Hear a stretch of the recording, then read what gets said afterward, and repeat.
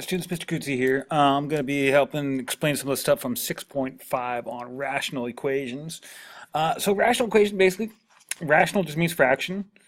So we'll take something like this and create our own equation, sort of. 3 over x equals 5 over x minus 2, for example.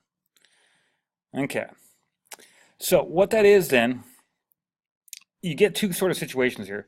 If you just have two fractions separated by an equal sign, this is the one case and the only one case where you can cross multiply. Okay. The other situation we'll see in part 2 would be when you have three fractions like that. That you can't cross multiply here because you have too many things. So we'll come back to that in the next part. But for these ones, if you look at the homework problems, they break into this situation. This is a cross multiply situation. Cross multiplication is a rule. It says if you have two fractions equal, then the cross products are equal. That's the rule.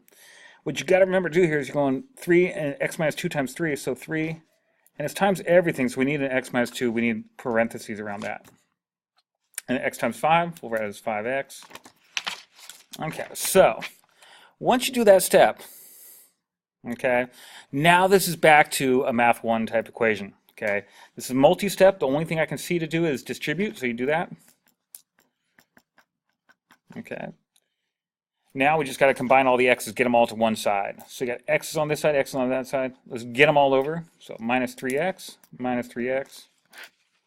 Cancel, cancel, and you get negative 6 equals 2x. And if you divide both sides by negative 2, you get x equals negative 3. Okay. Divide both sides by positive 2, and you get x equals negative 3. Okay, that's it. Okay, so anything that has a fraction in it, with just two fractions and an equal sign, you can cross multiply that. Okay. The only way that things get tougher on the homework is if you had something like x, if you end up with something like x squared plus something plus something. The steps will still be the same. You're still going to want to distribute. You'll still want to get all the terms to one side. Okay. But if it's x squared, your method is going to have to be factoring. Okay. You're going to factor into two things.